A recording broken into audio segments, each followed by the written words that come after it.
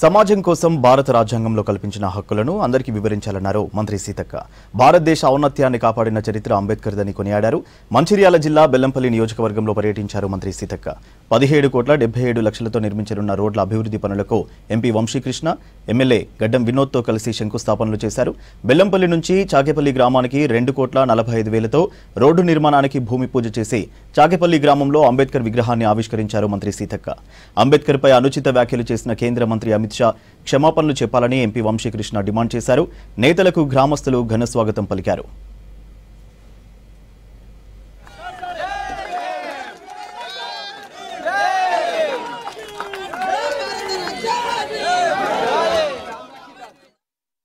ఇవాళ అమిత్ షా పార్లమెంట్లో ఒక మాట మాట్లాడిండు.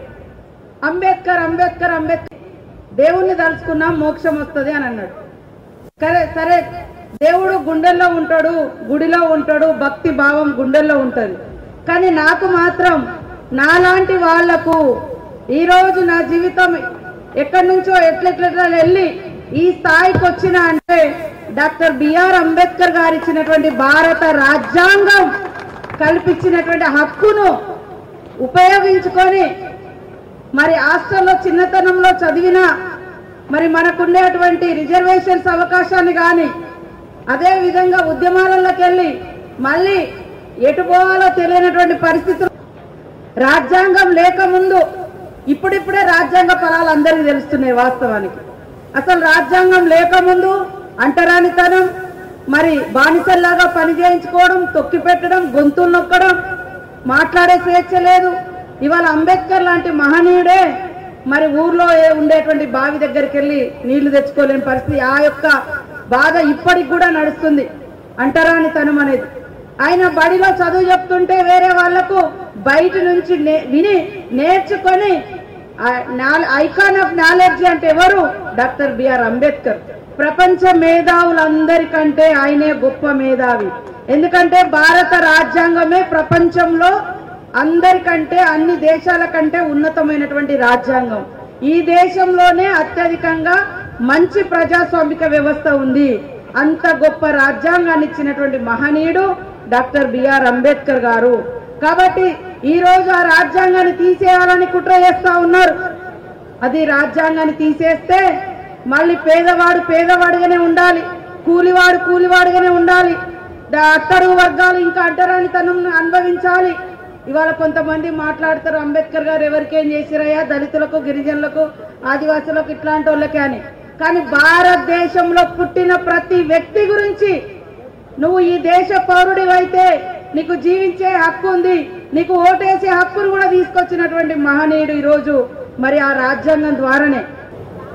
వినోద్ గారు ఇట్లాంటి కార్యక్రమానికి సీతక్క గారు వస్తే బాగుంటుందని చెప్పి అంబేద్కర్ గారు చేసిన కృషి, వారు పడ్డ కష్టాలు మనం ముందు తీసుకెళ్లాలంటే మనం వారి అడుగుజాడల్లో నడిచి కృషి చేస్తే మన పిల్లలకు అదే బాటలో పెడితేనే ముందుకెళ్ళొచ్చు అని చెప్పి మీ అందరు తెలుసు. కాన్స్టిట్యూషన్ మన రాజ్యాంగాన్ని కాపాడుకునే సమయం వచ్చింది.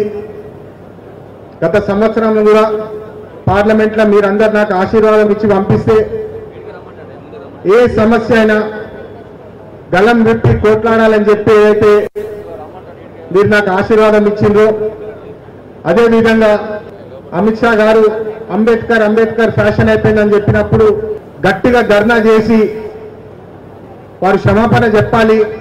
వారు అంబేద్కర్ గారికి, దళిత సామాజిక వర్గం అందరికీ ఏదైతే అవమానపరిచినారో దాని వ్యతిరేకంగా పోరాడతాం మేమని చెప్పి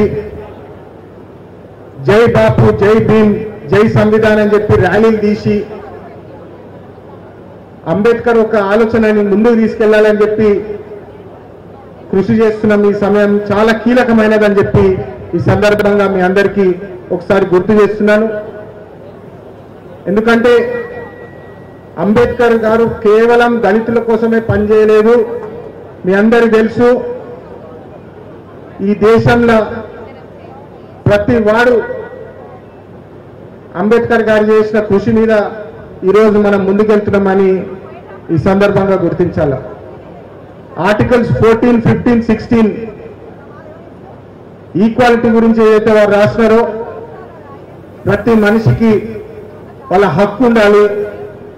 ఇప్పుడే ఇంతకుముందు శంకర్ గారు కూడా చెప్పినారు, కార్మికులకు 12 అవర్స్ కాదు, రోజుకి 8 గంటలే పని చేయాలా. 8 గంటల ట్యాప్ ఏదైతే పెట్టిందో అది ఫస్ట్ 72 సంవత్సరాల ముందు అంబేద్కర్ గారు పెట్టినారని చెప్పి ఈ సందర్భంగా గుర్తు చేసుకోవడం చాలా అవసరము. డాక్టర్ బిఆర్ అంబేద్కర్ గారి స్టాచ్యూ మేము ఇనాగ్రేట్ చేస్తున్నామంటే వాస్తవంగా చెప్పాలంటే బిఆర్ అంబేద్కర్ గారితో మా దగ్గర పర్సనల్ సంబంధాలు ఉండే. చాలా మందికి తెలియదు. అక్టోబర్ 5 తారీఖున 1954లో మా నాయన పర్సనల్గా డాక్టర్ బిఆర్ అంబేద్కర్ గారిని సికింద్రాబాద్లో మాధవ్ సింగ్ గారి ఇంట్లో కలిసినప్పుడు ఆయన ప్రత్యేకంగా మా నాయనకి ఏమని అడిగిండు, స్వామీజీ आप मेरे पार्टी में ज्वाइन हो जाओ. ఫాదర్ చేతులు జోడించి ఆయనకు నమస్కరించిండు. నేను పార్టీలో రాను సార్, నేను పుట్టింది కాంగ్రెస్లా, బతికింది కాంగ్రెస్లా, నేను సచ్చింది కాంగ్రెస్లా.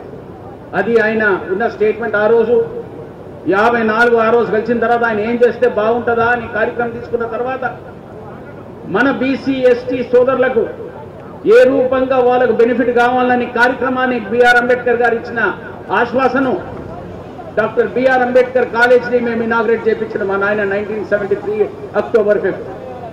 ఆ రోజు మేము పిల్లలం. ఇవాళ నేను, మా తమ్ముడు, నా భార్య, మా సరోజమ్మ కలిసి, మా వంశపేట కలిసి మేము కాలేజ్ నడుపుకుంటా ఆయన ఇచ్చిన స్ఫూర్తిని 1,55,000 మందికి ఇప్పటిదాకా free education doctor B R Ambedkar గారు